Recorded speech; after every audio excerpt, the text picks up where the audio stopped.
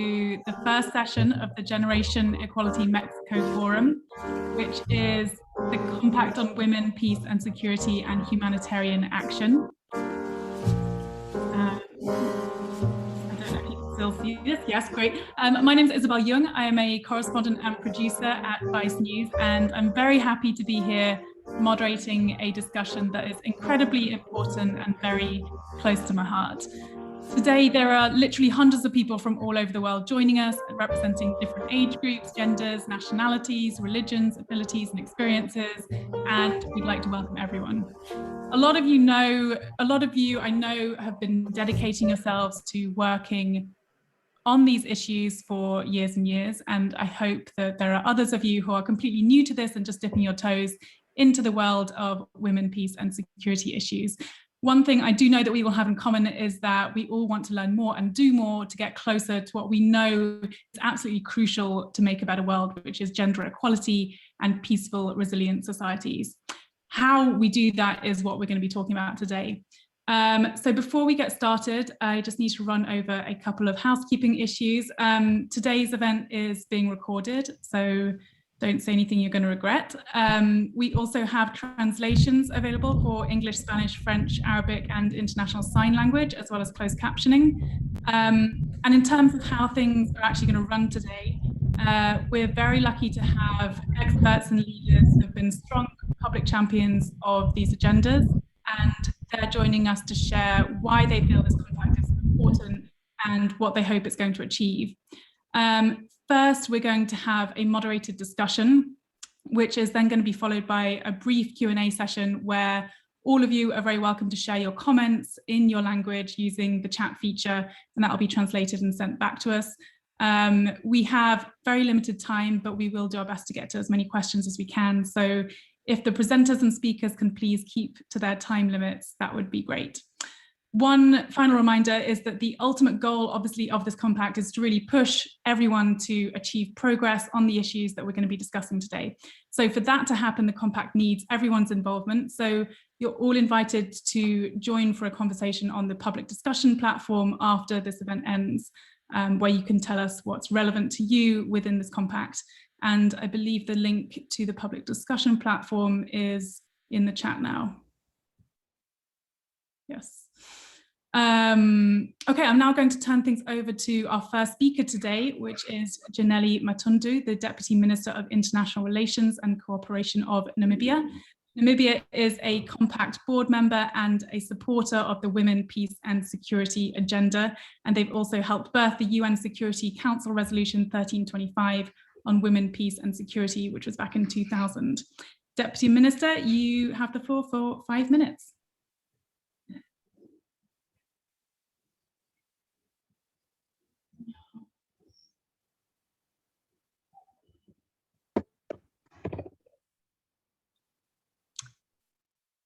I think someone needs to unmute her video.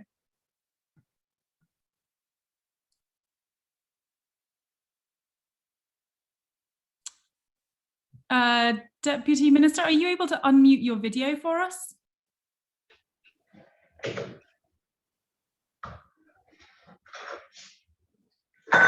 Good afternoon, Chairperson. Can you hear me? Yes, we are struggling to hear you. Okay, thank you. Forum participants, ladies and gentlemen, I thank the government of Mexico and France and UN Women and all the civil organizations who have gathered us here at the Generation Equality Mexico Forum. Namibia is a board.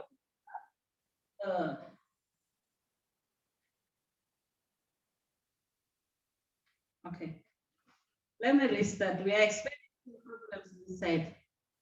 I thank the government of Mexico and France and UN Women and all the civil society organizations who have gathered us here at the Generation Equality Mexico Forum. Namibia is a board member of the Compact on Women, Peace and Security and Humanitarian Action, which is an important action coalition of this forum. As we look back on 20 years of United Nations Security Council Resolution 1325 on women, peace, and security. An initiative such as this comes at a crucial time, a point which implementation needs to be stepped up. As the initiator and champion of the Resolution 1325 on women, peace, and security, Namibia has been at the forefront of this agenda from its inception in promoting the engagement of women in all peace processes, peacekeeping, and post-conflict building. We all know how vital the women, peace, and security agenda is to the African continent, and therefore, Namibia remains a champion in our region via the SADC and AU mechanism to build support for the agenda and its implementation, and lately for this Women, Peace and Security and Humanitarian Action Combat. The division of combat discussions under various thematic areas has enabled the board and catalytic members to participate in their areas of strength and enable target action. Namibia is a participant in the theme areas of financing women, peace and security, and gender in humanitarian action, and women meaningful participation in peace process, as we believe addressing this will move the compact forward. Women's meaningful participation in peace processes and humanitarian action is particularly important as it is at the core of the Resolution 1325. For Namibia, some bold decisions over the last several years, including introducing a gender quota in national politics, has resulted in women taking up 47% representation in the National Assembly. We should develop strategies to promote women's participation in decision-making, including engagement with national electoral systems and political parties to provide an equal playing field for women candidates.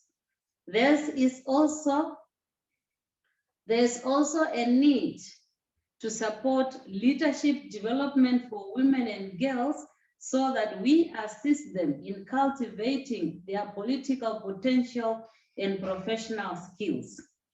There is a need for an increased integration of gender in national planning and budgeting as part of our strategies to train national officials to execute plans and programs, and hence strengthen the abilities of women to advocate for decision-making positions and political leadership in general. In addition, we should broaden the space for women's participation in peace processes, including training women mediators and advocating gender equality measures as critical to security policies and practices. Therefore, putting women at the helm of peace building, conflict resolution, and prevention and mediation efforts, while striving to increase the number of women peacekeepers, remains a key priority for our government, as it should be for this combat. Ladies and gentlemen, coming to conclusion, Namibia has launched the International Women Peace Center in Windhoek last year. This is an achievement of which we are proud of and hope it will contribute to the advancement of women, peace and security agenda. The center will focus earlier on the research and training aspects of mediation and negotiations, as well as capacity building and support for women to deal with issues related to gender-based violence during conflict and post-conflict, among others. To this end, we are currently reaching out to and working with various international partners to tap their rich experiences and apply the useful lessons to strengthen the work of the center. Let me conclude by saying Namibia encourages more partners to support the Compact on Women, Peace and Security and Humanitarian Action and the work it does and will continue to do for generation equality. I thank you, Chairperson.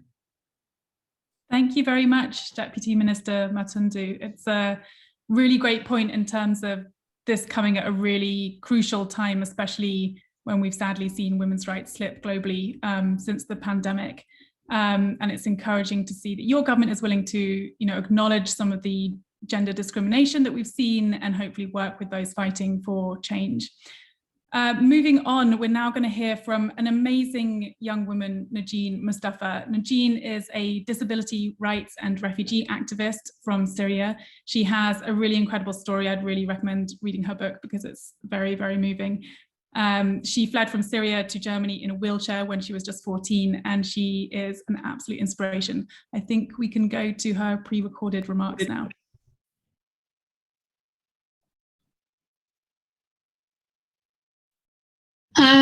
I'm from Syria, and I had to leave my country at the age of 14 because of the conflict there.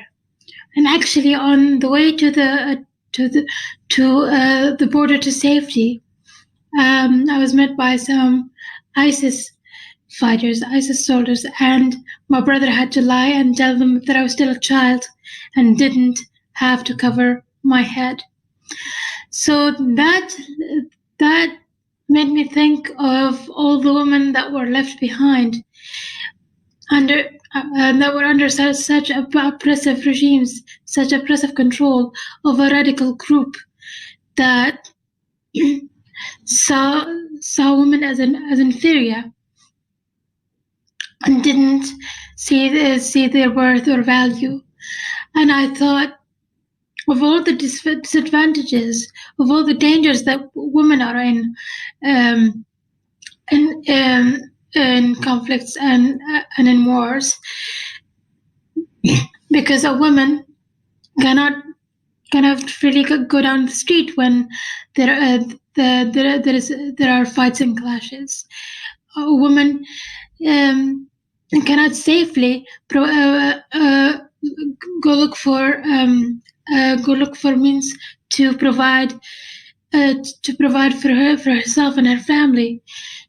Sometimes, due to poverty and the lack of resources and the collapse of the economy, they are forced to beg in order to provide for themselves. The inclusion of women and in the prevention and of the humanitarian crisis is important because they are one group that is disproportionately negatively impacted by these crises. Women are often used as tools in conflicts, so they are often at risk of facing things like sexual violence or even human trafficking. Different opposing sides of wars use women as shields and use dominance over women to demonstrate power. So their inclusion in crisis management and the decision and peacemaking processes is so vital because they often fall victims to these conflicts, and you simply can't solve a problem with half of the society absent from the decision table. The importance of the compact lies in the fact that it states in plain and simple terms the steps and measures that should be taken in order to secure the safety and peace for women, and they operate as a kind of guide to all the institutions that have a desire to take action in regard to this topic.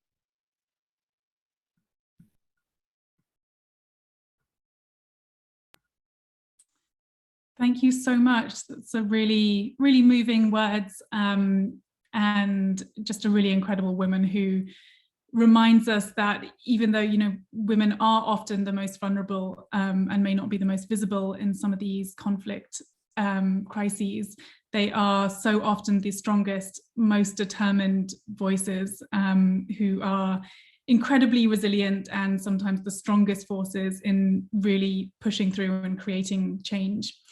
I'd now like to turn things over to our colleague, Päivi Kanisto from UN Women, who is going to walk us through this compact itself and what we're actually here for, what we're hoping to achieve. Päivi, are you able to hear us? Yes, thank Great. you, Isobel. And yeah, good morning, good afternoon, good evening to all of you who are joining us today, distinguished panelists. And of course, it's amazing to be able to speak after our two remarkable opening statements were made. Distinguished colleagues and friends joining us from all around the world. And I thank you for being our partners in Women, Peace and Security and Gender and Humanitarian Action, our partners in generation equality. I'm of course very honored to be in this discussion and looking at why a compact on women, peace and security and humanitarian action is very relevant after more than 25 years ago when Beijing was adopted, or 20 years ago about after Resolution 1325 was adopted. There have been achievements, but as we all know, it's been far too slow, and especially far too slow for women and girls in conflict and crisis situations. So I wanted to go through certain objectives for the compact and what has been discussed, what the compact will address. And I believe, yes, there are some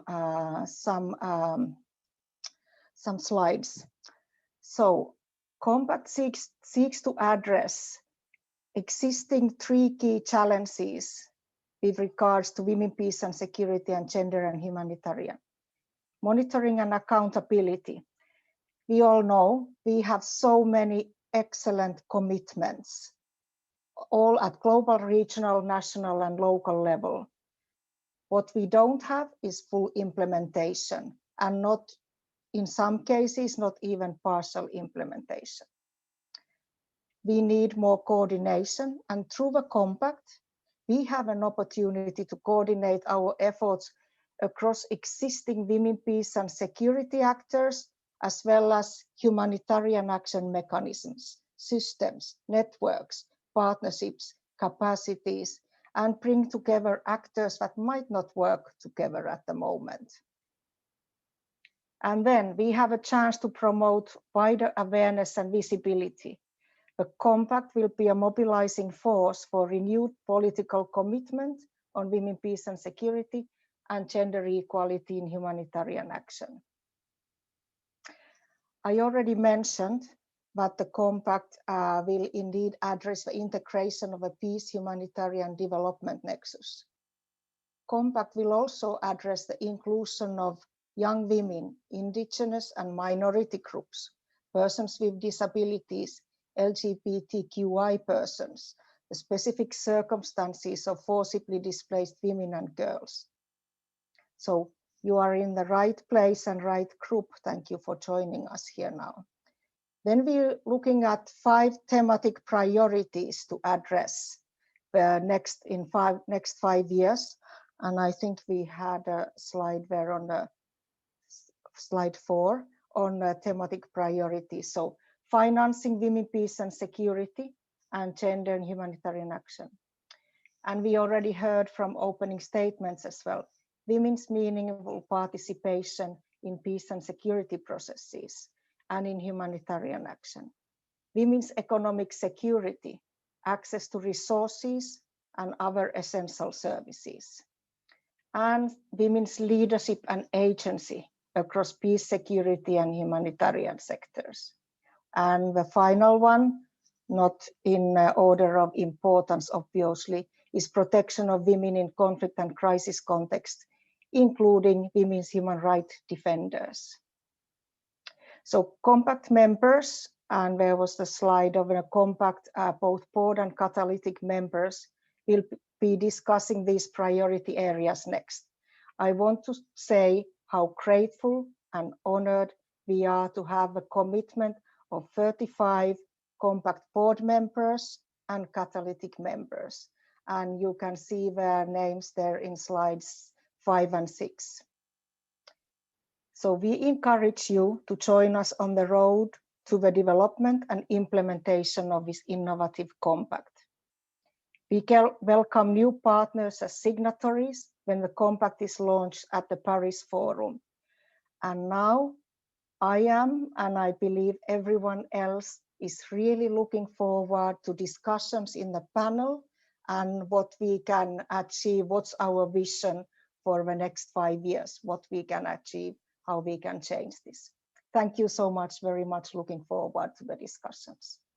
Back to you. Thank you so much. Thank you, Päivi. I hope that's clarified for everyone what exactly our objectives are today and what we're hoping to achieve. And hopefully we can actually make some progress in terms of implementing those commitments that you laid out for us.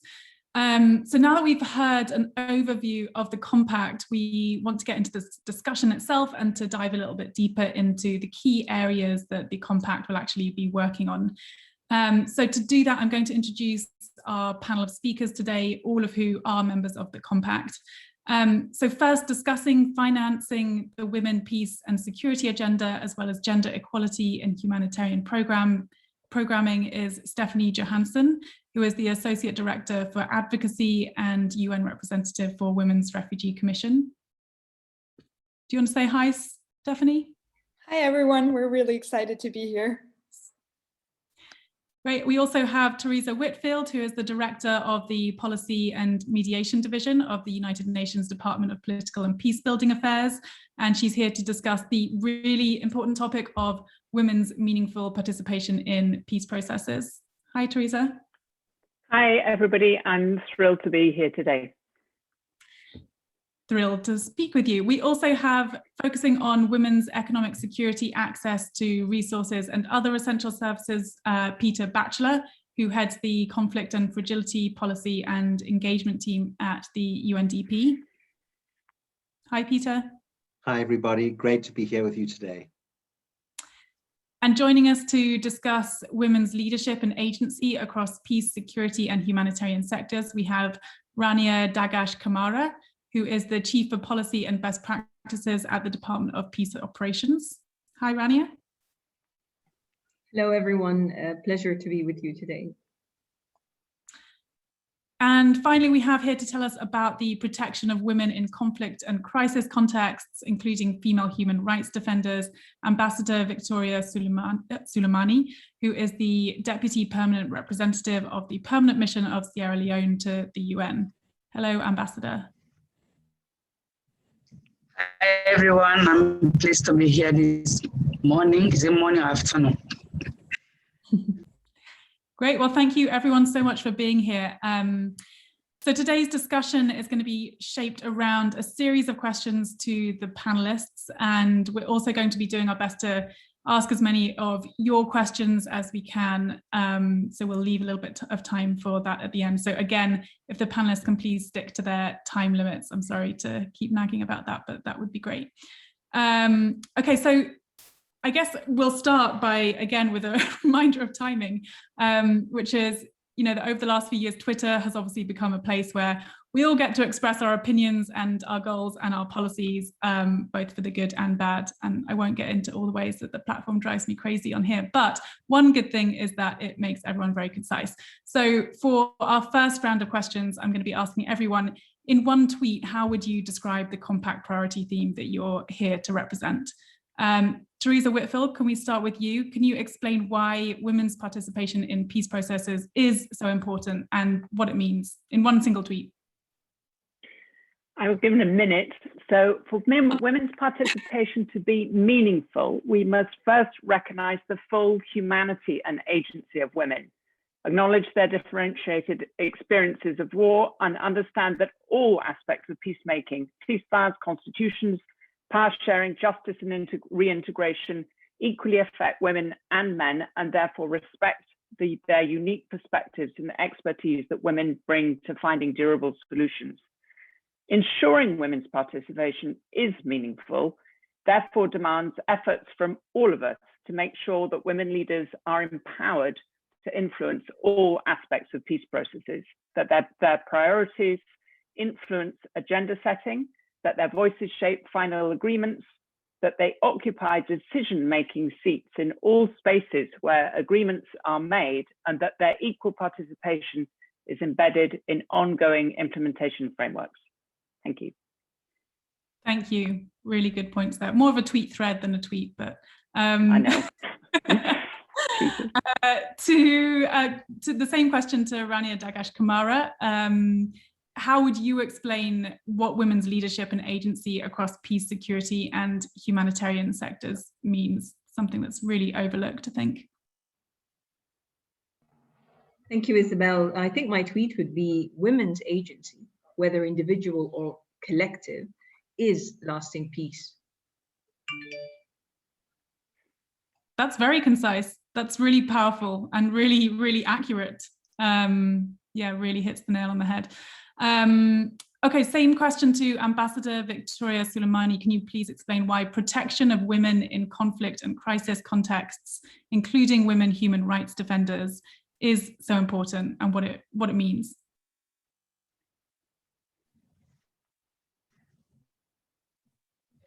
Protection is one of the pillars of the WPS agenda, and therefore it is very fundamental as a safeguard mechanism in humanitarian action. So to us, protection will mean protecting women's leadership in efforts around peace negotiations, preventing and responding to their specific human rights violations, and protection will also mean enhancing their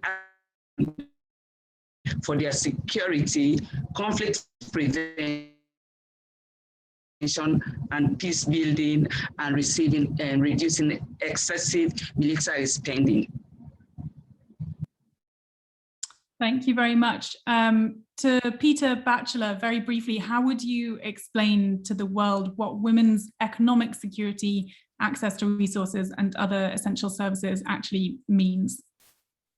Thank you.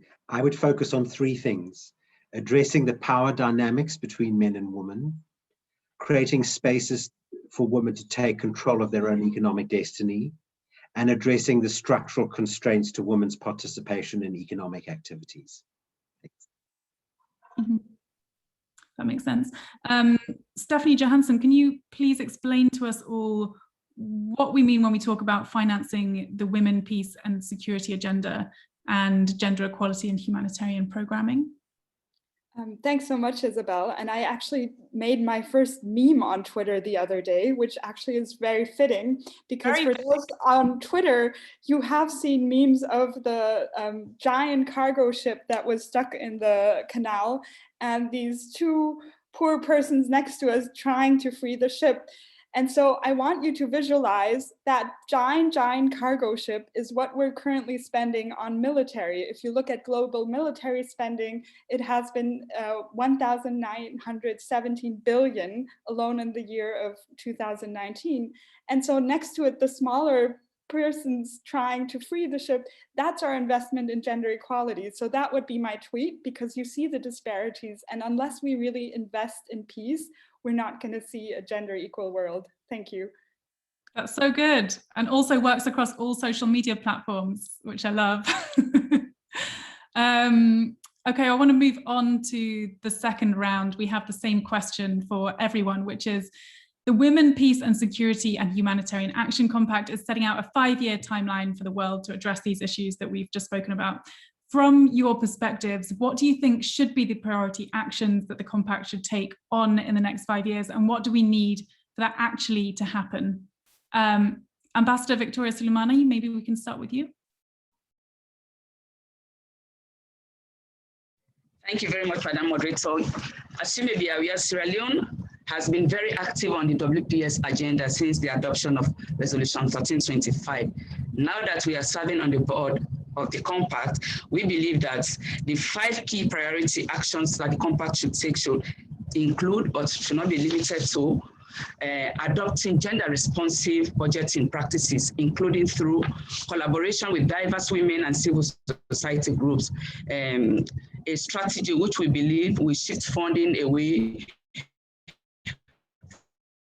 from the military to human security.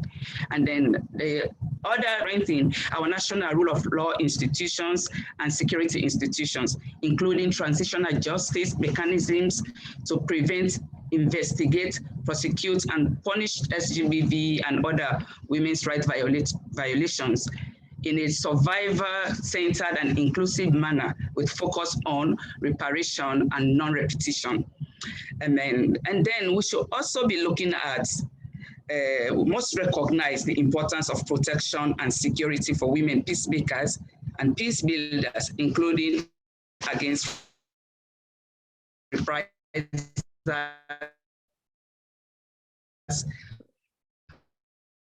Sorry, you a tiny bit. If you repeat that last line. These are the 3 key priorities that we must recognize the importance of protection and security for women, peacemakers, and peace builders, including against reprisals and backlash for their involvement in peace and political processes.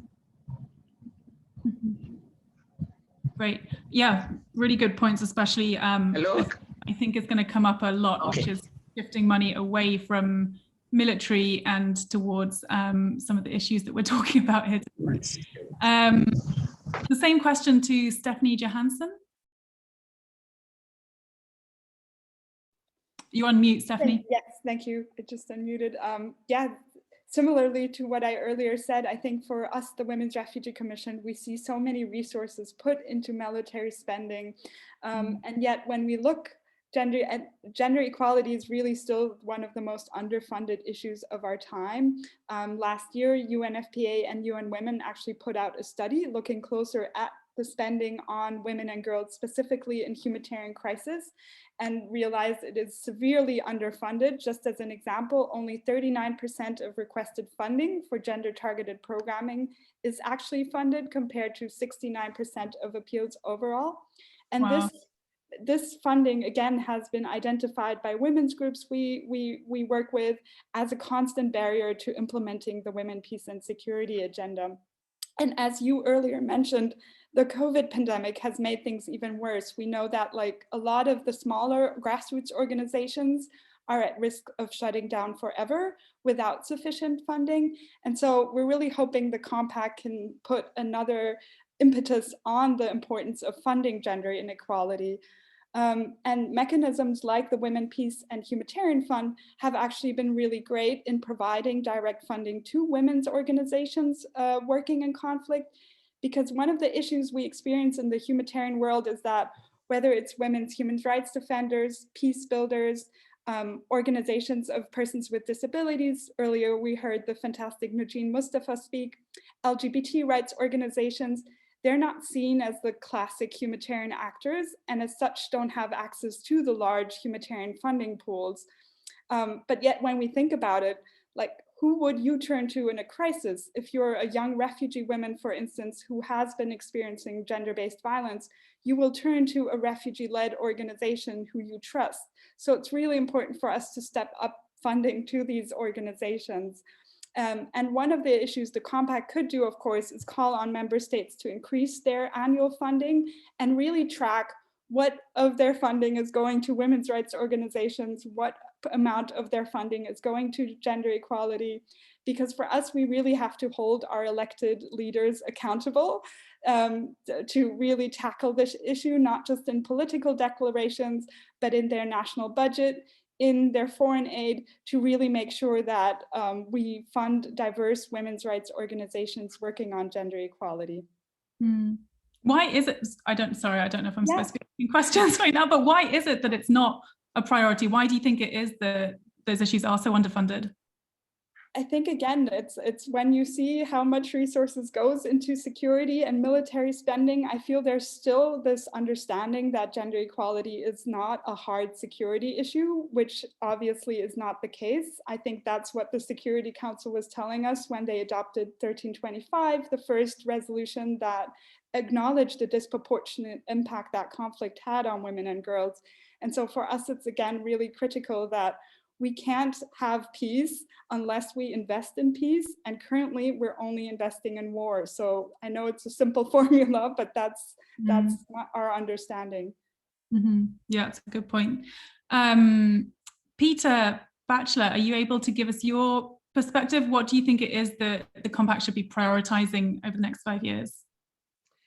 Thanks very much. So based on our discussions and in the working group, and obviously also based on UNDP's experience in working with many of the partners who are with us today, I wanted to identify or highlight 5 priority actions that I think are important in terms of promoting women's economic security, or women's economic advancement, which I prefer.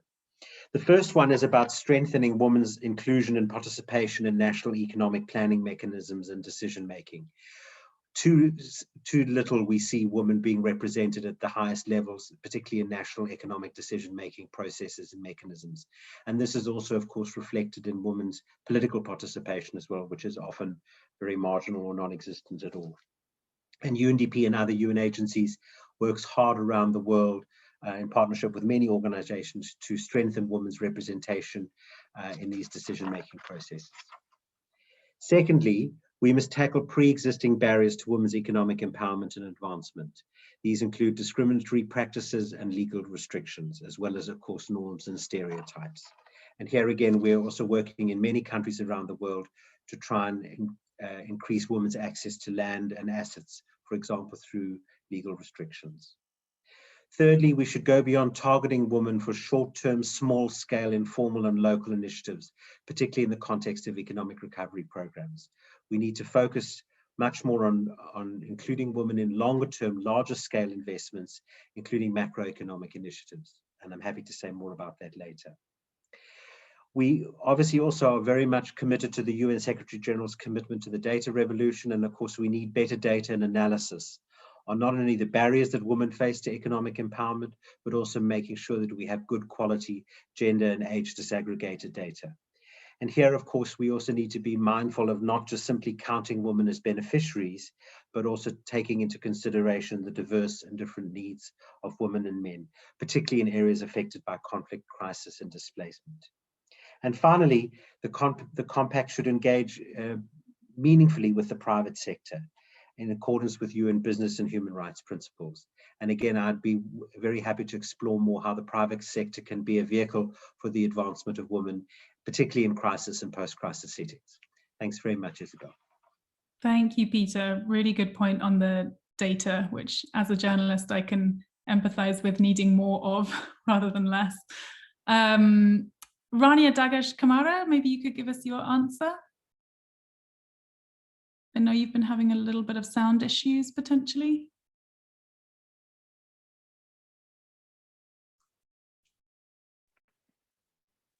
Rania, can you hear us?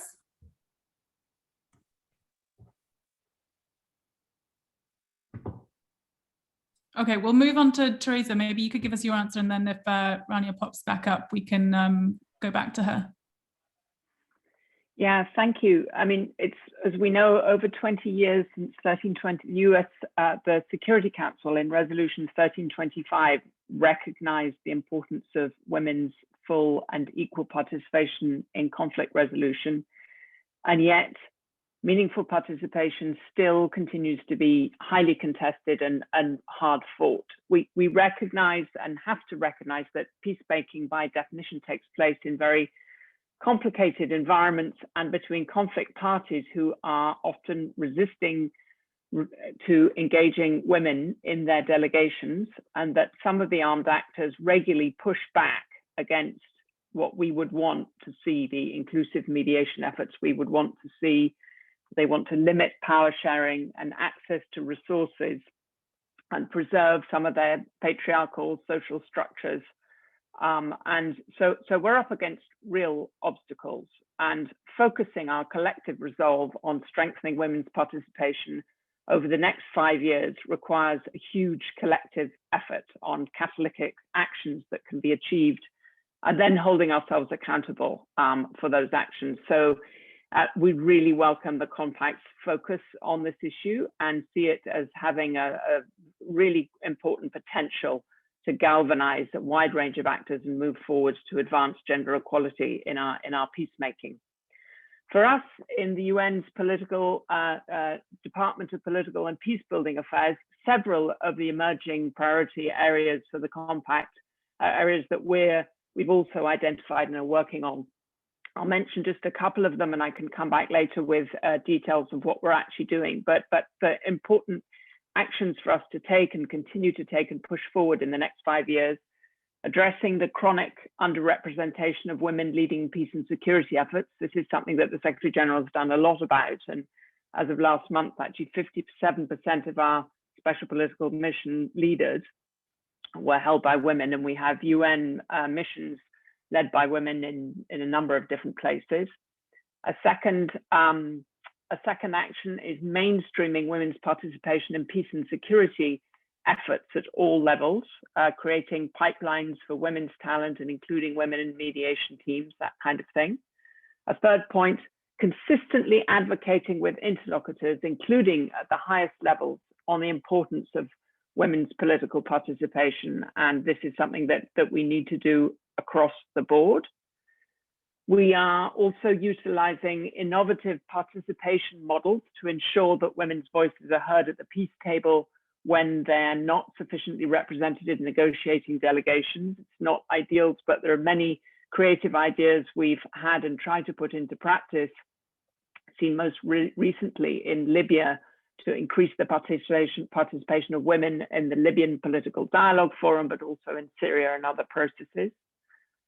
We are consulting directly with local women leaders to pursue our peace and security work in missions like Colombia, in Iraq, Syria, Yemen, increasingly reaching out and recognizing the importance of engaging women at all different levels. And also pursuing intersectional approaches to women's political participation and needing to be conscious of addressing the additional barriers that young, marginalized, and rural women may face. The UN Peacebuilding Fund has a gender and youth promotion initiative, which has been scaled up from just $2.7 million in 2016, and it's now over 36 million. So a really important area of work. We're also working closely with diverse partners in pursuit of our common objectives. This means strengthening cooperation with regional women mediator networks and support for the work of women's civil society, obviously working very closely with UN Women and others on this call. And finally, I just say that each and every one of these efforts, which we are doing now but need to take forward and double down on in the next 5 years, they align with the Compact priorities that are coming to the fore. But while the Compact currently targets specific priority actions to distinct partners, it directs the actions to member states, the UN, regional organizations, civil society, and so forth. The reality is that for each of us to be successful in achieving our commitments within the 5-year horizon, we must all work together, and we really look forward to taking this work forward. Thanks.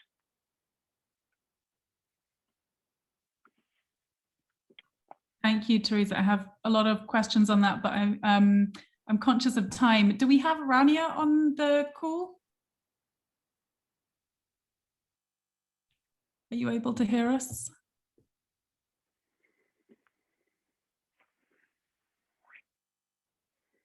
No. Okay. I will continue to move on then. I think we are getting close to the audience questions. I think everyone can join in the discussion. You can send in your questions on the chat feature. You can ask it in your own language, as we said, and let us know also who the question is directed to. Yeah, sorry, I need to check the chat feature myself. Okay, we've already got loads of questions. Okay,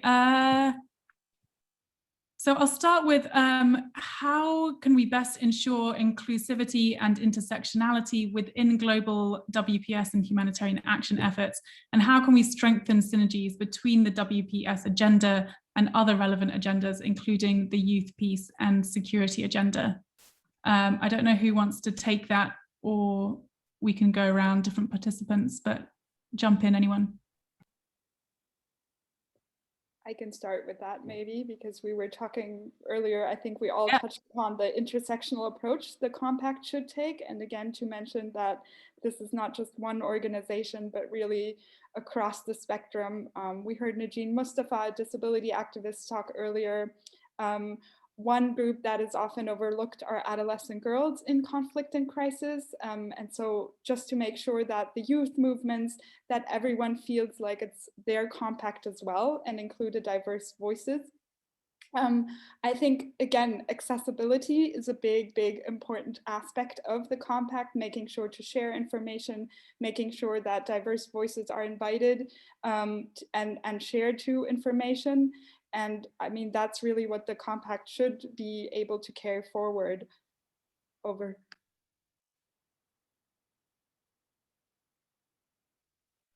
Great. Anyone else have anything to add to that?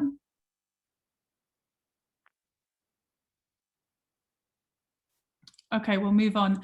The second question is, how can the women, peace and security agenda be implemented in situations that are non-traditional conflict zones, like the war against organized crime in Mexico and its impact on women?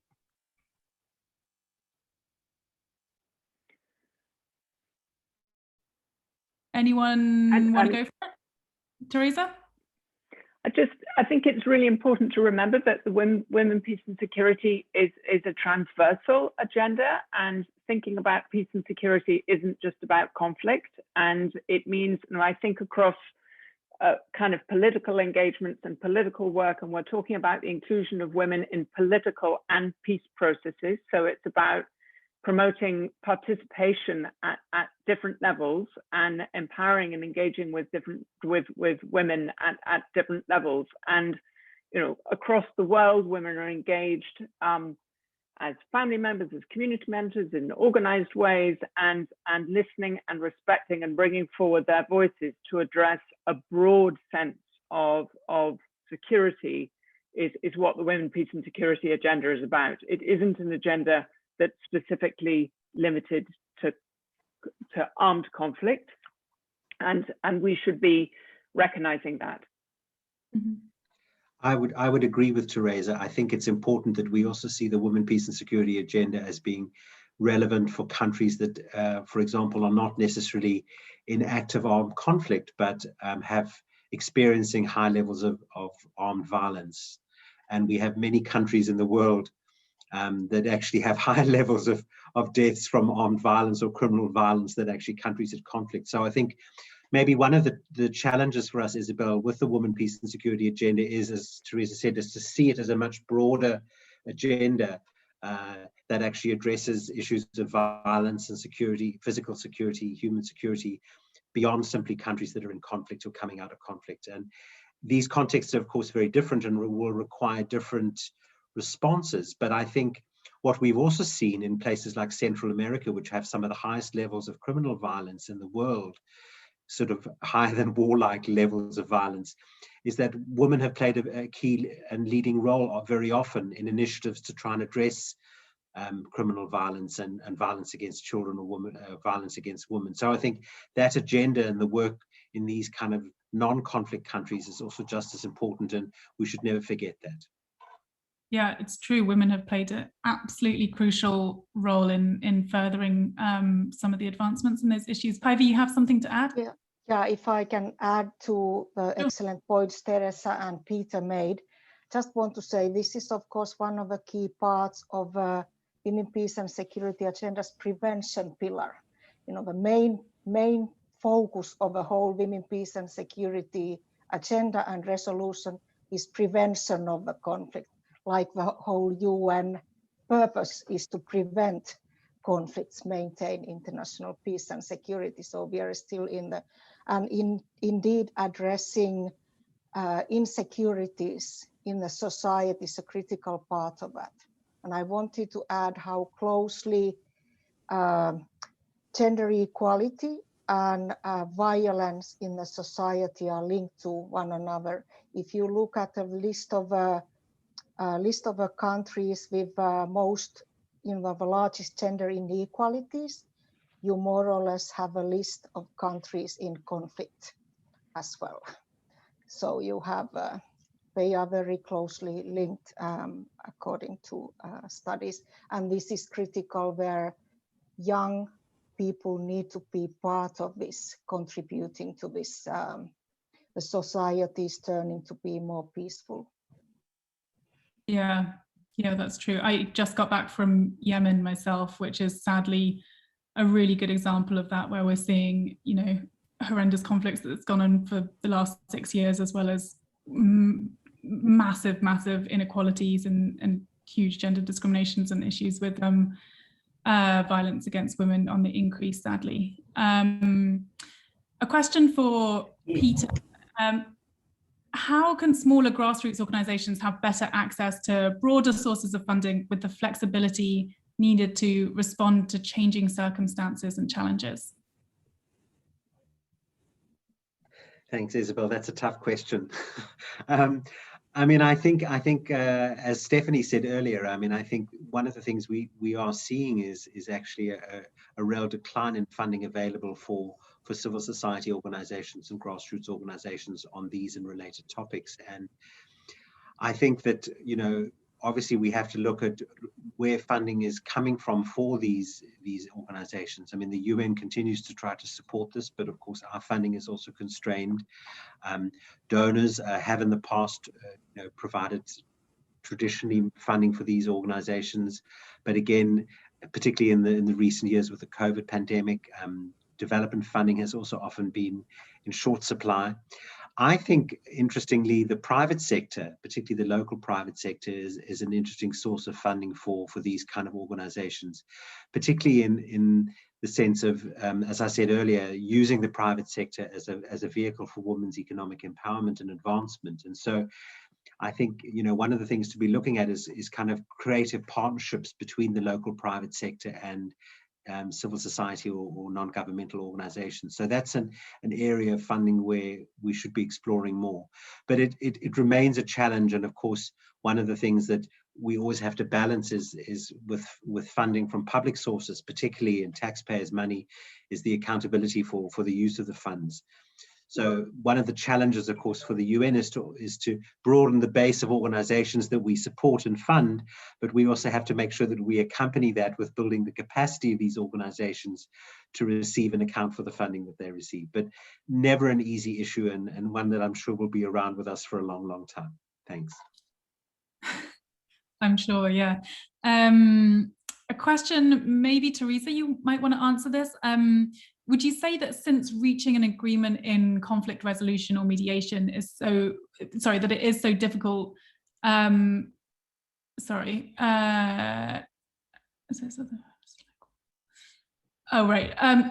guess the question is, because other factors like women's involvement in the peace negotiations, etc., are put aside, do you think that that is what makes reaching conflict resolution or mediation so difficult? No, I think it's nothing is ever quite so kind of cut and dried.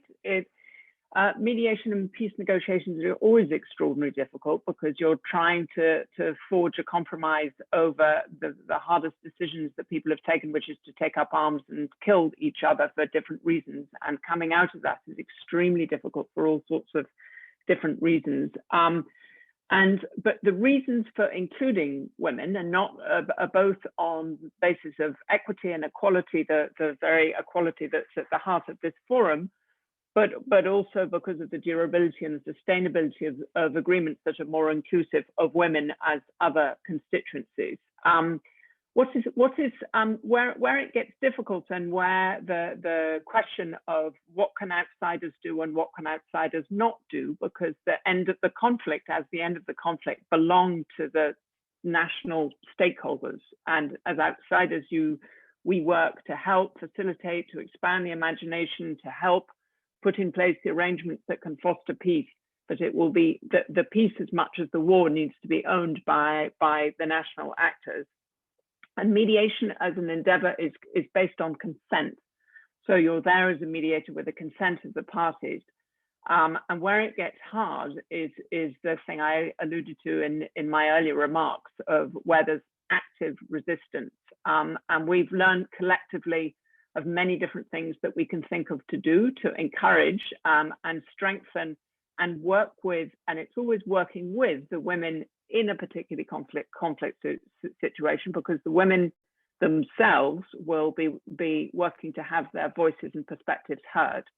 Where it's hard is that because mediation is based on power in a conflict, and the problems of inclusion of women in mediation and peace processes relate to much broader questions of exclusion from women, from power structures in the society that's trying to bring an end to the conflict. So it's why we have to think about women's inclusion in the longer term. I mean, now we're thinking about 5 years, and it's good to be thinking about 5 years rather than just a framework of a few months, or getting to a negotiation and kind of suddenly going, where are the women? Because it needs to be based on much longer work in inclusion to ensure that women have their places and roles in societies, and then will be reflected in the solutions that you're looking for when you reach a peace negotiation. So difficult. Can I come in, Isobel? Yeah. Just to add to that, to pick up on Pavi's point earlier about the prevention agenda. I mean, one of the things that we're also looking at is strengthening women's participation in political and economic decision making, as I was mentioning earlier. And if women are more involved, both at national and subnational levels, in political and economic decision making, they can play a key role in that prevention agenda as well. And so we shouldn't forget that it's not just the peace processes or the political settlements where women's role is so critical and participation is so critical, but actually in that prevention agenda as well. Thanks. Exactly. All slotting in together. For Victoria, do you think that youth participation, and particularly girls and young women's participation, is acknowledged enough and promoted in various different conventions and treaties and NAPs? And do you see youth's participation as a key element in humanitarian settings? Yes, I'm speaking from the perspective of a country that has seen the bitterness of war and conflicts where young people were the perpetrators of most of the violence that's happened, especially the young men. Of course, the victims were the young women who were forcefully married, gang raped, a lot of unspeakable atrocities. The Women, Peace and Security, UN Security Council Resolution 1325, Beijing Platform for Action, a lot of normative frameworks have been adopted to look into this issue. But what the compact will help us do at this point in time is to take this step towards accountability, so that we can really merge this array of commitments, so that this commitment will be translated into concrete actions as we are planning now at this particular forum. So if we could match all this array of commitment positions that we have adopted, either in international or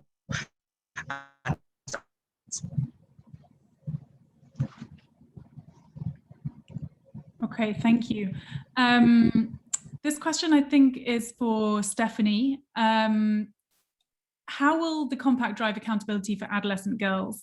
Actually, the full question is that these girls, their participation in the peace processes and humanitarian actions are critical for effective prevention and response efforts, yet they are regularly excluded from these discussions and their priorities and solutions are invisible. Yes, thank you, Isobel. I think, again, the key is access so that no one is excluded. Adolescent girls, particularly because of them being sidelined by their own families, by societies. We see right now with the COVID pandemic, a lot of adolescent girls cannot go to school, interrupting really crucial safe spaces for them. So we have the youth peace and security agenda and we have the women's peace and security agenda. And I think the compact will take up both. And the whole idea behind the forum, Generation Equality Forum, is also not to have these different initiatives in isolated spaces, but to really make sure that diverse voices are heard among some of the leading organizations around the different equality initiatives are young youth organizations. I know our colleagues from the Global Network of Women Peacebuilders also include youth regularly in their consultations. So again, extending the consultations and information access to really diverse groups of persons. Mm-hmm. And do you think it's enough, or do you think that can go further? I mean, we can always be more ambitious, right? We're still in the drafting process of the compact, really trying to push for ambitious commitments and ambitious action points. So I think some of the Security Council language, it is very traditional on women and children as one group and women as one homogenous group. And that's where we can change really the language and make sure that these groups are included. Mm-hmm. Someone else might want to take this one, but would you agree that the lack of political will has a negative impact in the implementation process and, by large extent, women's place at the decision-making table? Who wants to get critical? I mean, yes, but it's quite lack of political will where is a question. And when we're thinking about moving forward in implementation, you can have, I mean, there's lack of political will that I referred to when it's lack of political will of an armed group. And then there's sort of the broader questions of accountability and how we think about political will to bring this whole agenda forward. And what's challenging is it kind of needs engagement and commitment at all sorts of different levels. So at a kind of institutional level, at a member state, national government level, and also the kind of hard work and joined up efforts of engaged civil society and others. If you're looking narrowly at tricky things like our armed conflict delegations, on the one hand is one sliver of it, but there's a very broad area of work which I think, and we saw, I mean, the last year has been so interesting because we've had the additional, interesting is a mild way of putting it, we've had the additional and tragic impacts of COVID, which in a way has exacerbated some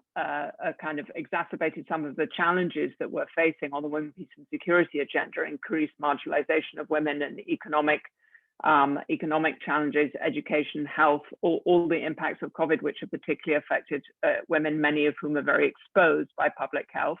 And then we had, in the latter part of the year, a lot of movement and attention on the women, peace and security agenda around the 20th anniversary. But we all felt kind of a polarization of, on the one hand, greater commitment and greater determined to move forward and ambitious goals such as we're discussing now in the compact. And yet at the same time in our work, we're all conscious of pushback and limitations and decrease in funding for civil society and pushback in some societies against the engagement of women or against civil society involvement. So it's a very polarizing moment, and it's a moment which offers, I think, both opportunities and challenges. And so the question of political will to make sure that the opportunities win out over the challenges in the coming period is really critical. But it's a really key moment for this agenda and this work, I think. I mean, as you said, you know, it is obviously different for every region and every country and every conflict. But I mean, I guess maybe it would help to talk some specifics in terms of, you know, what we're seeing in Afghanistan recently. I mean, do you feel like that is a lack of political will that has led to women being left out of the peace process? It's extremely complicated and too soon to say what's happening, because the peace process is sort of struggling, is getting started. We hope it's getting started. Very complicated in Afghanistan because, unlike other kinds of situations, there is a fear that the possible loss of gains made in the last 20 years is on the table.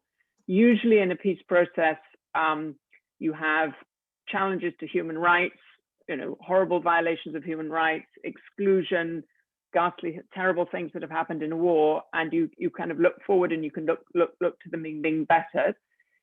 Women's movements in Afghanistan are frightened that into the peace process in which they're going, that there's a real risk that rights will be pushed back. And so the issue of women's participation and women's rights is very centrally in the discussions, and a huge amount of activity amongst women in Afghanistan, and then outside them, the international community supporting women in Afghanistan to make sure that even if not sufficiently represented in the parties' negotiating delegations, that their voices and issues and concerns will be heard, all through the substance of whatever happens. So it's a very live issue, and it exemplifies how hard it is. Yeah, very complex. This question has come in for Peter. Data and analysis you talked about is very important for understanding the different impact of conflict and crisis on women, girls, men, and boys. However, it is not always easily accessible, especially directly from women and girls. What can we do to improve the accessibility and accuracy of data and ensuring it is used in decision-making processes? Thanks, great question. I guess there's at least two elements to this. One is obviously building the capacity and the integrity of data gathering mechanisms and processes at a national level. And that, of course, gets back to the point we were discussing earlier about political will. Governments obviously need to be committed to investing in building national capacities for data gathering and collection and analysis. And the UN and other international organizations obviously put a lot of effort into that. And this is why I said earlier in my opening remarks that we're so supportive of the SG's commitment to the data revolution in terms of trying to collect better quality gender and age disaggregated data. But the other issue, of course, is also about now with digital technology, we actually have an amazing ability to collect data in a way that we didn't before.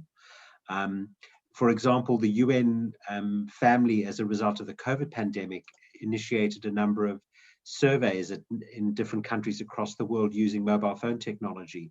And we were able to collect almost real-time data on a range of topics, particularly in terms of the socioeconomic impact of COVID, including, of course, the impact on women and girls. And one of the devastating things that came out of this analysis, of course, was the huge increases in sexual and gender-based violence as a result of the COVID pandemic. But we were able to capture that data real time through the use of mobile phone technology and other social media technologies. So we have challenges in collecting good quality data on the one hand, because governments are often reluctant to invest in these capacities. But at the same time, we have new technologies that allow make it easier to collect data, which we can then use, obviously, to inform our policy making. Over. And with those new technologies, how are you able to ensure the accuracy of them, of the data that's coming in? I'm not a statistician, so I'm not sure, but I think that there are ways now of being able to triangulate that kind of data and map it against other data sets to try and improve the quality or the accuracy of that data. Perhaps I can, if I can just add that obviously, what we have seen that women's groups and women's organizations based in conflict and humanitarian crisis settings already have a huge amount of information, and they know what is happening in those societies. They have all that information, but because of you know, what might be called political will or lack of political will, or just simply the power structures, and the ones who have a power want to stick to that power and getting that information from us others. So systems of consulting women and women's organizations in conflict and crisis settings, hearing what their messaging is, what they already know, and resourcing them, like Stephanie was saying at the very beginning, could make a huge difference to our understanding what is actually ongoing in this conflict situation, what is actually happening in this humanitarian crisis. So we should tap into that wealth of information that already exists there, and use it for the benefit of women and girls, men and boys in these settings. Thank you. Harvey, that's a great point. And in fact, it's true that very often we fail to recognize that actually there is good data that does already exist and can be actually generated through consultations with affected populations. It's not just about the official data sources that one needs to use. So consulting with women and girls in different fora at different levels is obviously important. And I guess, Isobel, the point about the digital technology or mobile phones is a lot of it is qualitative data that one is generating, you know, at a certain point in time. So one needs to try and, you know, use it as an additional source of data, maybe compared to the quantitative data that will be collected through other more official processes. But it's often a mixture of those different types of data that can be useful. And of course, as Pavi knows, we have our global COVID gender response tracker, which we've initiated together, which shows that the vast majority of countries have not implemented very gender sensitive COVID responses, which is of course a very depressing finding. And I want to add, technology and digital ways are brilliant also for collecting information also from women's locally based organizations in conflict crisis settings. So these are definitely. How do you mean? Well, I mean, you know, if you know, women and women's organizations are very connected, and I'm looking at Stephanie, who also probably really should be responding this question, but women's organizations are connected. They are connected to one another. They are linked to different regions and perhaps more marginalized areas. Mobile phones are a mechanism how, you know, how peace is made these days, partly in some cases.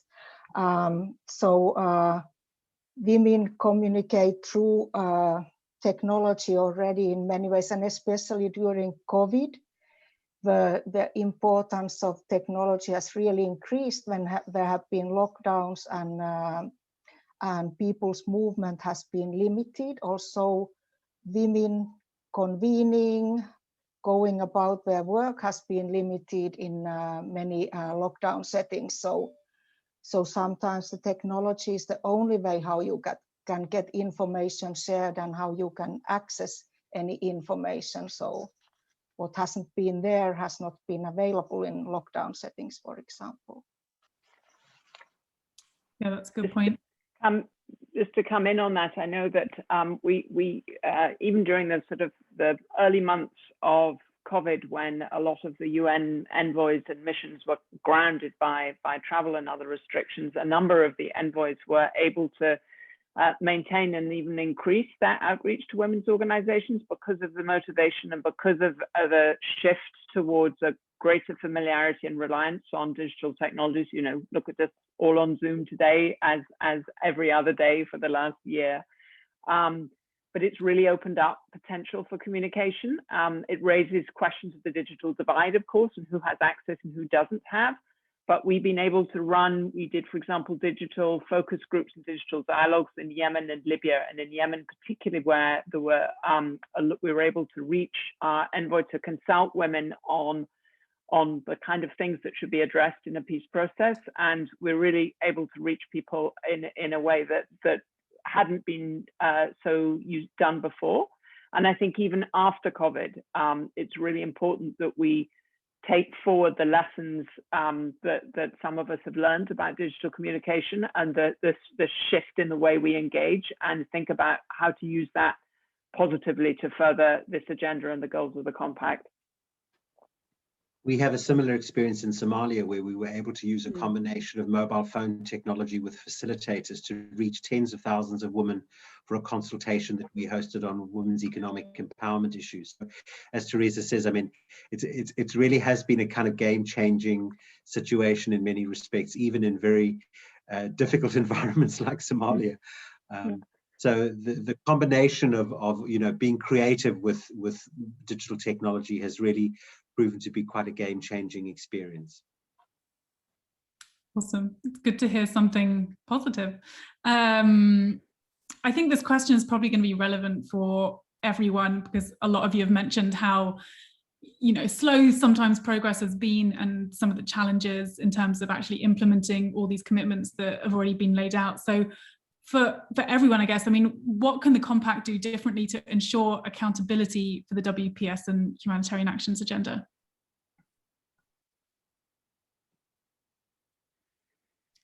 Stephanie, do you want to take it first? Sure, I can start. And again, great question for everyone. I think, again, having already had a lot of commitments, member states made commitments at the World Humanitarian Summit, other action plans. The Global Compact on Refugees is another important aspect that has recently been adopted at the UN. I think one critical aspect is, of course, the tracking and making sure that, again, these pledges are actually turned into reality and actually make a change to women's rights organizations working in conflict-affected settings. One tool we haven't mentioned yet are national action plans on women, peace and security, which is another area that we hope the compact will take up as well. So for those who don't know, national action plans is basically implementation on a national level. And again, going back to financing, only a quarter of these national action plans actually have a concrete budget when adopted. And so we hope that member states, UN agencies, civil society use these national policies as well to make sure that these commitments are actually being tracked and also shared publicly to make sure that, yeah, we're taking this forward. I wanted to add one aspect on the protection agenda as well, because we heard a lot, obviously, on Afghanistan, on Yemen. And one thing to appeal really is to take a human rights-based approach, because too often we hear these political declarations at open debates, at other forums, but it's really important that when women human rights defenders are attacked, that member states and others also speak out and really invest that political commitment to not stay silent when human rights of women are under attack, and not just when it's politically convenient, but at every opportunity. So just adding that to the protection aspect.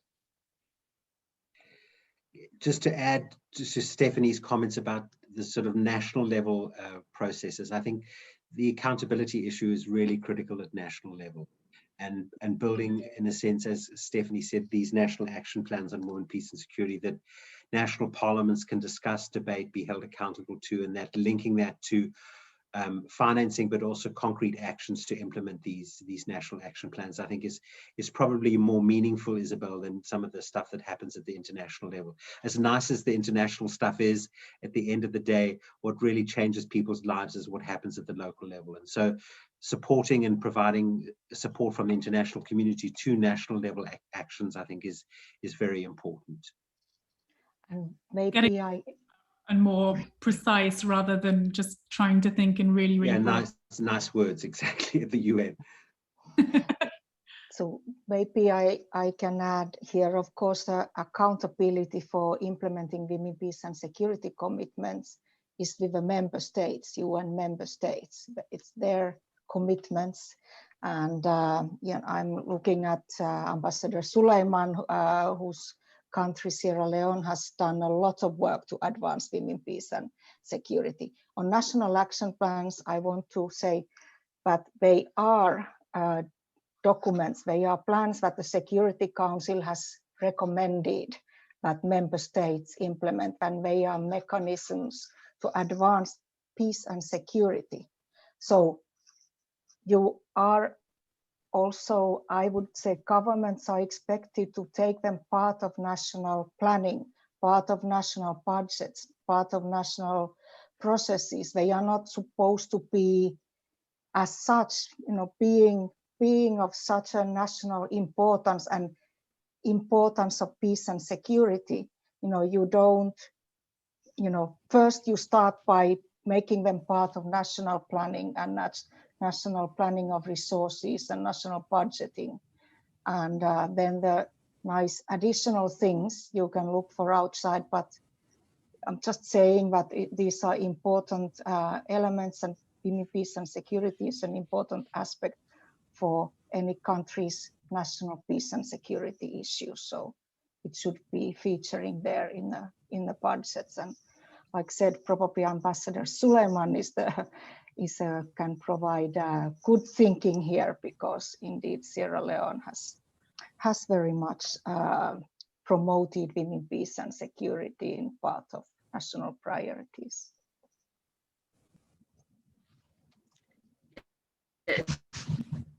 So on the issue of accountability of implementing the WPS agenda, we have always promoted the cause of having every member state adopt a national action plan on the implementation of the WPS agenda. And what is very significant in all of this is that there has to be inclusivity in the process. It should be, what we did was we made sure everybody, it was a whole of the nation approach.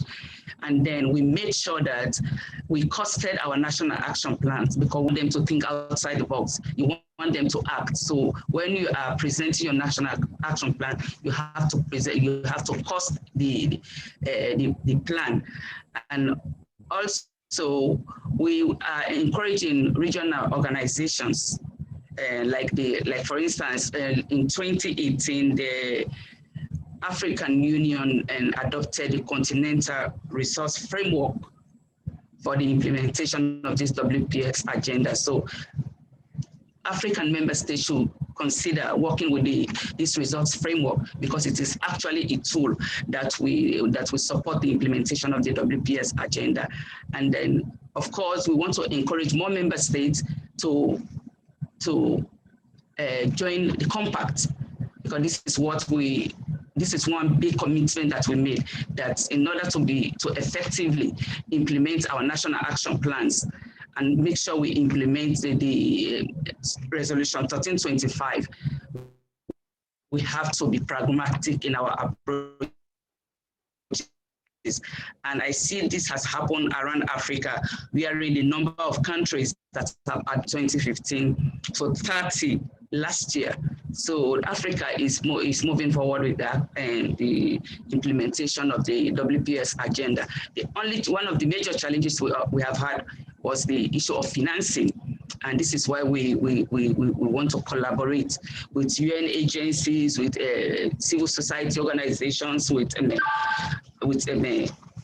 even the private sector, to fund the financing of our national action plans, because that will be a significant step in implementing the promise of the compact.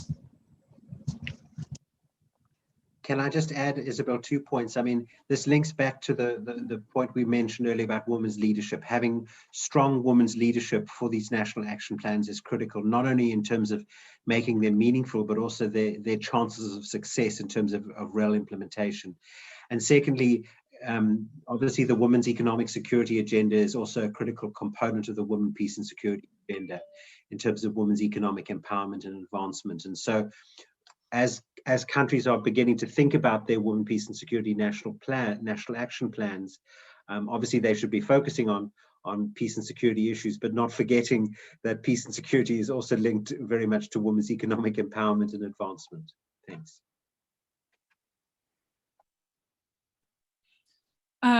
Great, thank you. This one is for Stephanie again.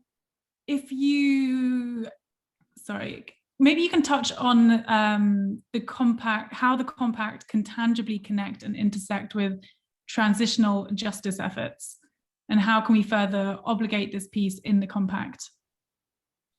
I think that's, again, one of the critical aspects that the compact has to include. And we're still in the drafting process, but I think that we have now 10 Security Council resolutions on women, peace and security, and several of them refer explicitly to women's access to justice as a critical tool for achieving peace. We cannot have peace without accountability.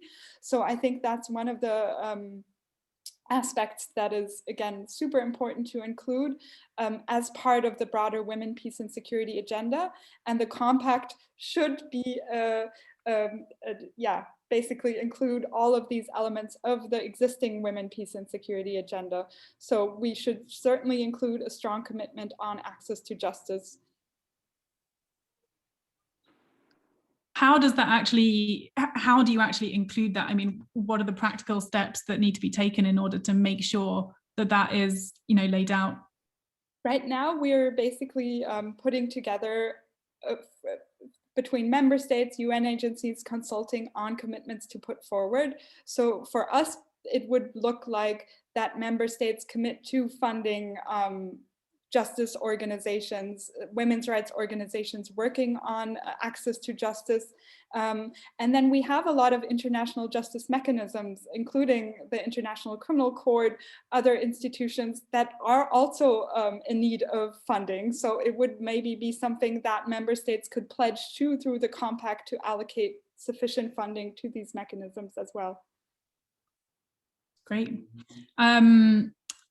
For whoever wants to answer this one, do you think that the dialogue for integrating gender into peace negotiations and humanitarian planning has changed over recent years? And has there been any sign of improvement or not? And what can we do to build on it?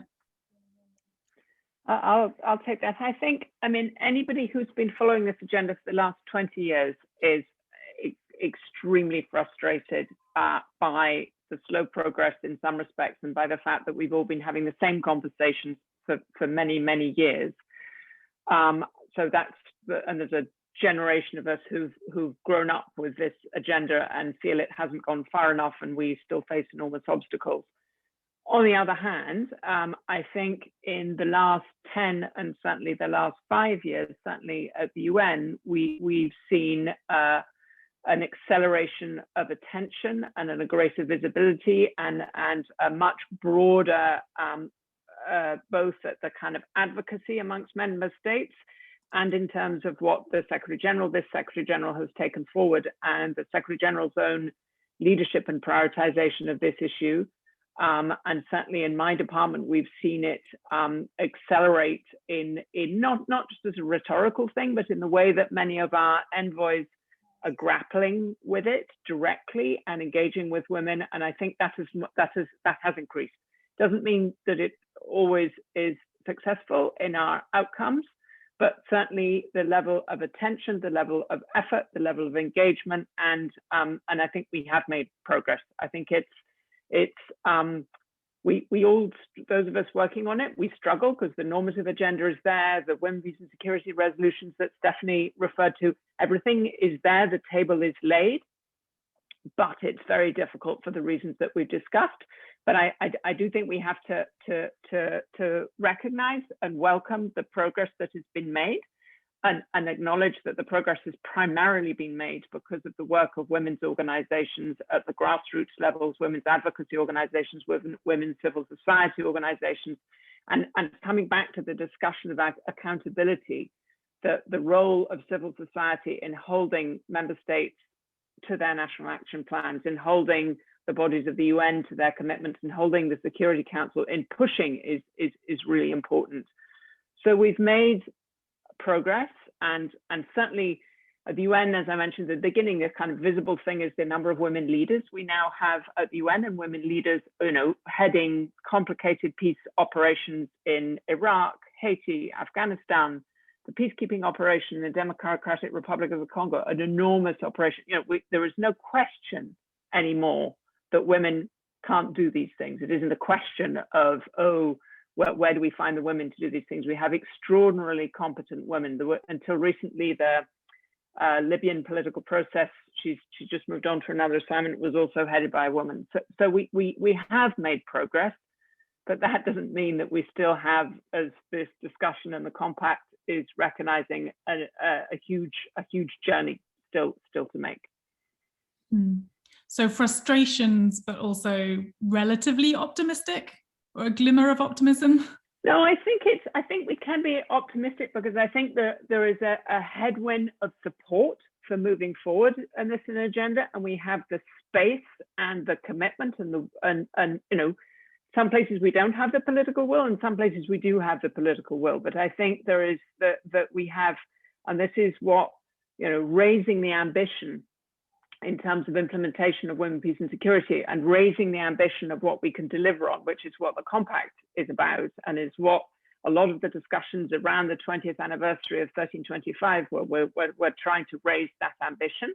And certainly from the UN side, that's what we're trying to do, and that gives us hope. It can be very daunting, because the conditions in which women are struggling to defend this agenda, and struggling to have their voices heard, and struggling to be represented participate in political forums of all different kinds, of all different levels within their societies, and struggling to have their voices heard against violence. You know, I'm not underestimating the enormity of the challenge, but at the same time, we have to be optimistic that there's space to rise and improve our ability to deliver.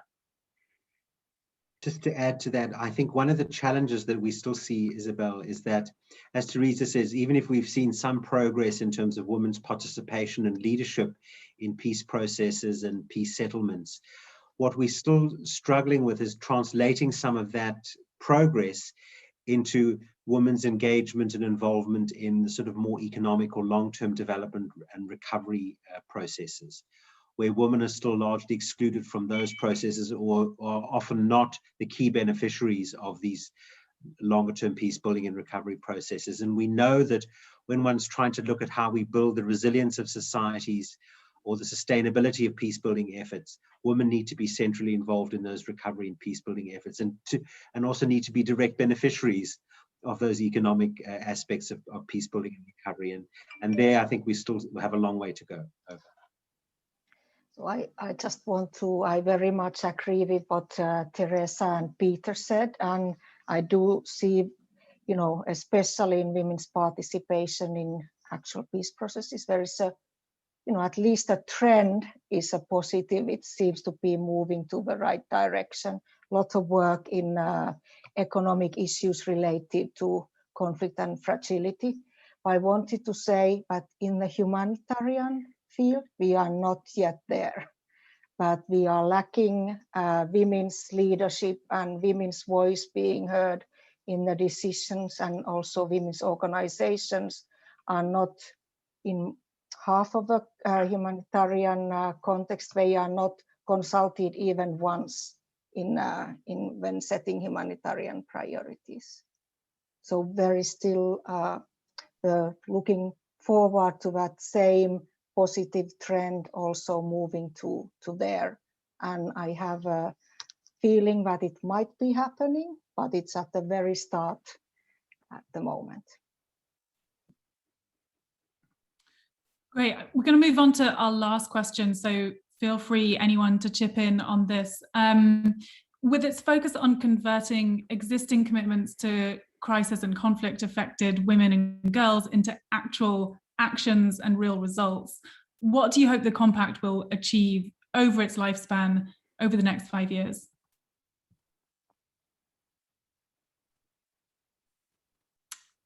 Peter, do you want to start us?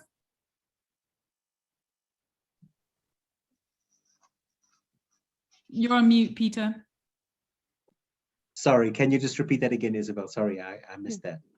Sure. With its focus on converting, you know, all these existing commitments that we've run through to crisis and conflict affected women and girls into real action and results, what do you hope that the compact will achieve over its lifespan over the next 5 years?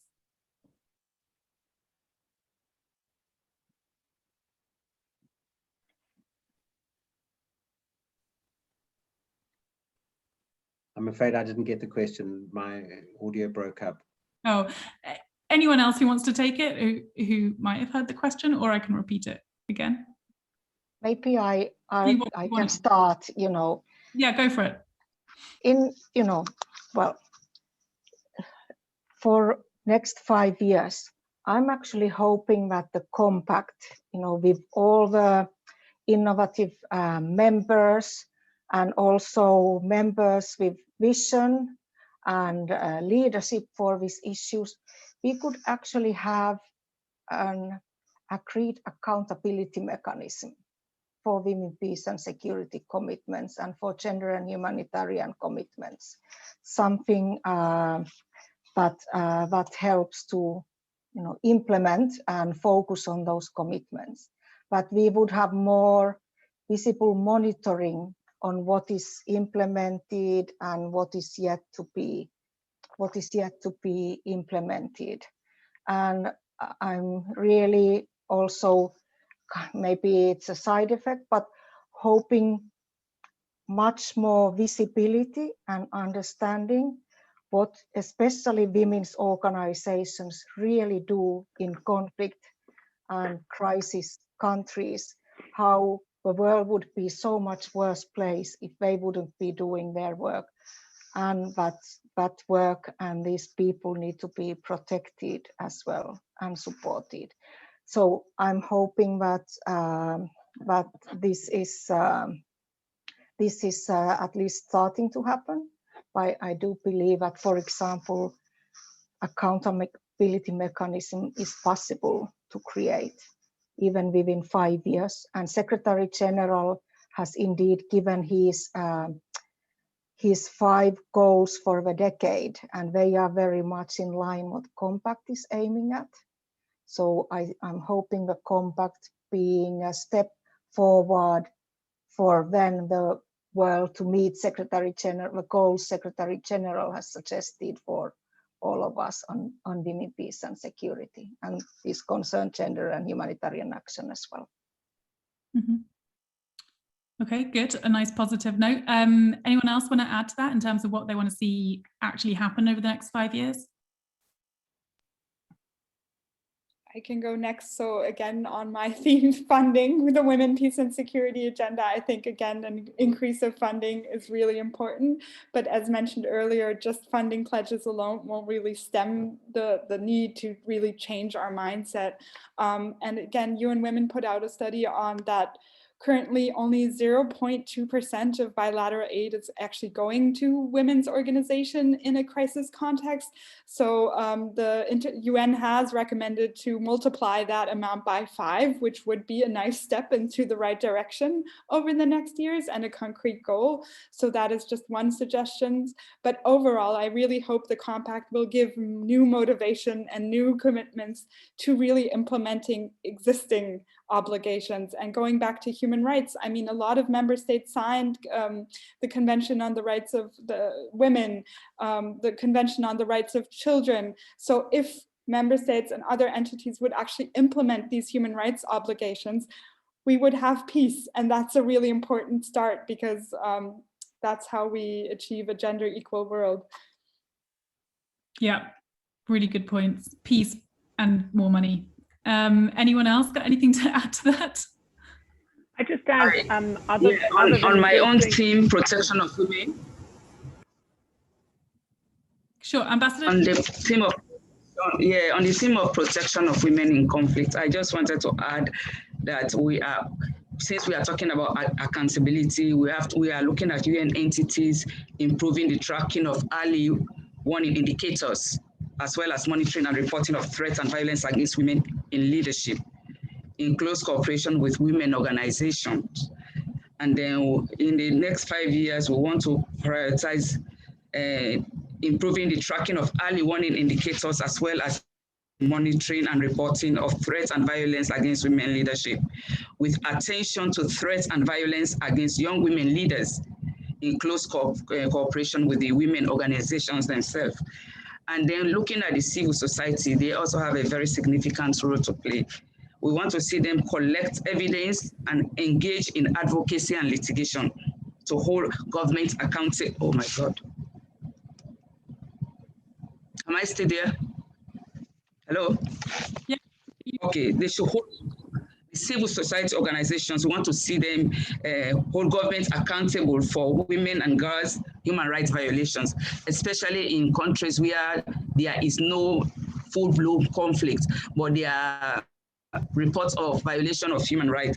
This should be the role of the civil society, and then they should pay attention to violation of the rights of women and girls experiencing intersectional discrimination. And then we look at the private sector. For the private sector, they should facilitate emergency support to women leaders under threat in the form of physical abuse, political accomplishment, political advocacy, and financial support, and social come in and support. Because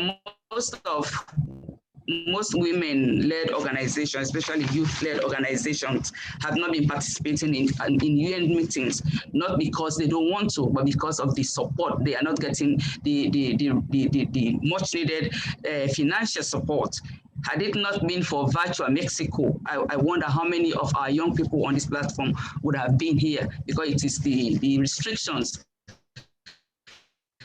that is COVID put on our way that has encouraged internet connectivity. But even among our members, our countries in the global south, how many people can get a strong internet connections to follow this conversation? So we are going to hold everybody accountable. We want to employ everybody to make sure that these key priorities that we have identified today, we really stay strong on them with a view to accomplishing the promise of this compact.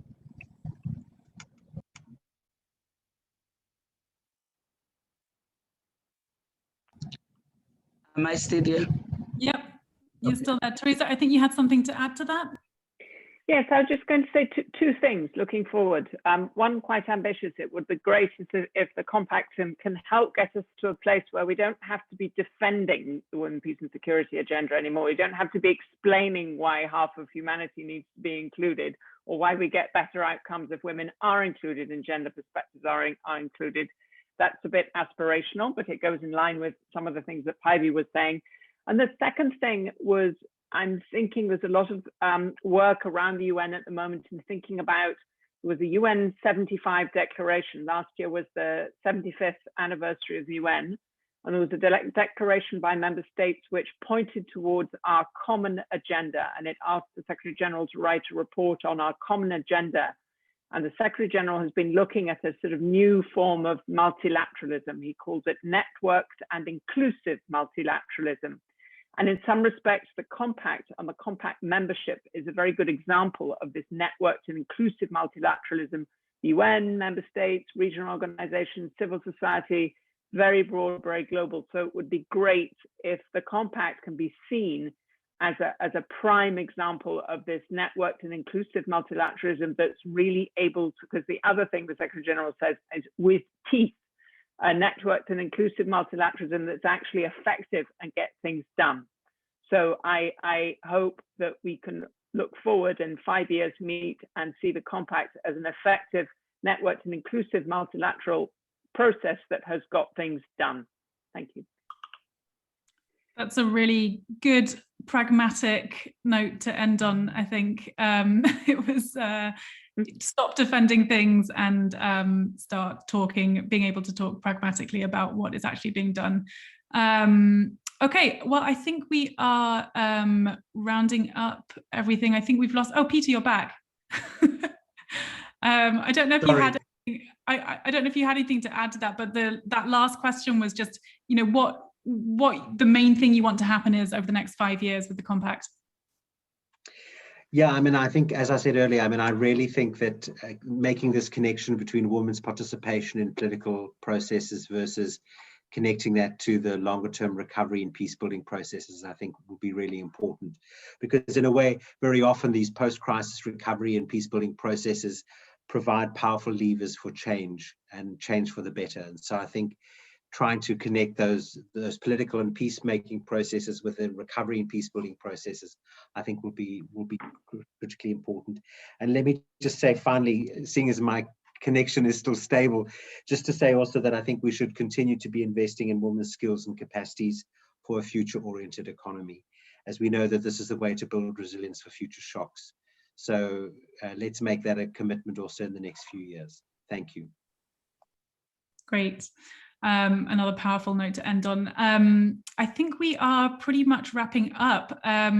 Wanted to thank all the audience members, everyone who sent in their questions. They were really, really thoughtful, and also to thank all of our panelists who gave some really insightful answers there. And I think we all have a better knowledge about, what the Compact hopes to achieve, and what we can realistically hope to happen over the next 5 years. I think we are going to close today with a short pre-recorded message from Simon Coveney, who is the Minister for Foreign Affairs and the Minister for Defence for Ireland. Do we have that video? I'm honoured to be with you today to close this event and affirm Ireland's commitment to the Compact on Women, Peace and Security and Humanitarian Action, which we recently joined as a board member. I'd like to congratulate the organisers and our hosts, UN Women, the Government of Mexico and France, and the representatives of civil society for ensuring women, peace and security and humanitarian action is a key component of the Generation Equality Forum. Today you've heard why the Compact is needed and of the clear nexus between women, peace and security and humanitarian action. We know that women in humanitarian settings are particularly vulnerable. Over 70%, for example, experience gender-based violence.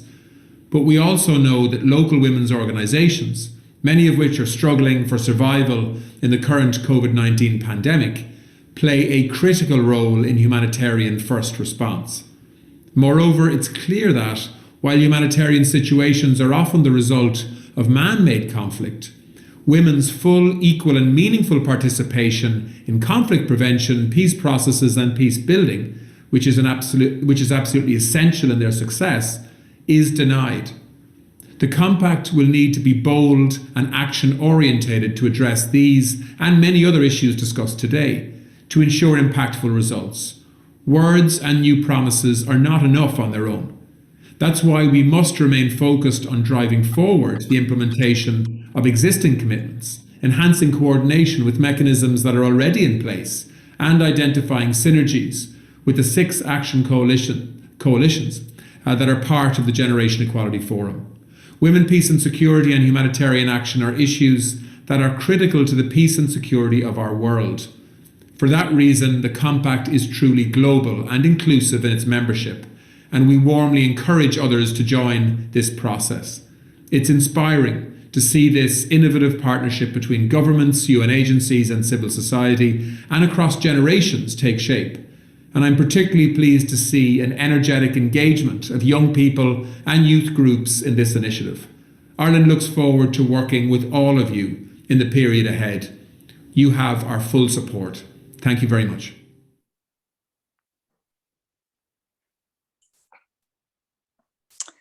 Thank you so much. I lost my connection for a moment, but I think I'm back up just to say thank you to everyone. Thank you to our speakers. Thank you to everyone who joined us today from all over the world. The last message is that I need to say is that there is a public discussion forum, which I don't have the details for because my computer just crashed. Maybe someone can put it in the chat section. Sorry. Okay, after the video, people can join us at the public discussion platform, which is gefpublicplatform.in.housespace.com. I think that should be in the chat section now, I hope.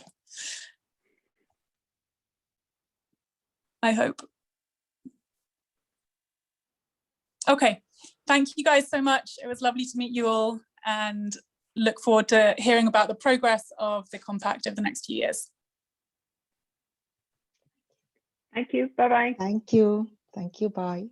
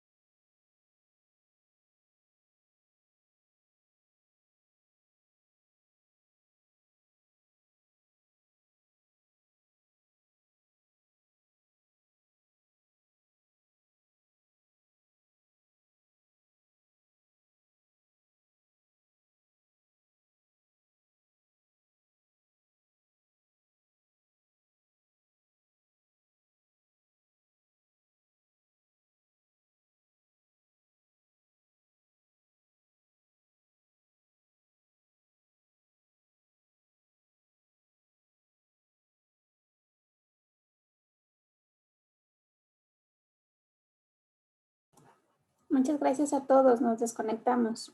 Buen día. Gracias a todos. Bye.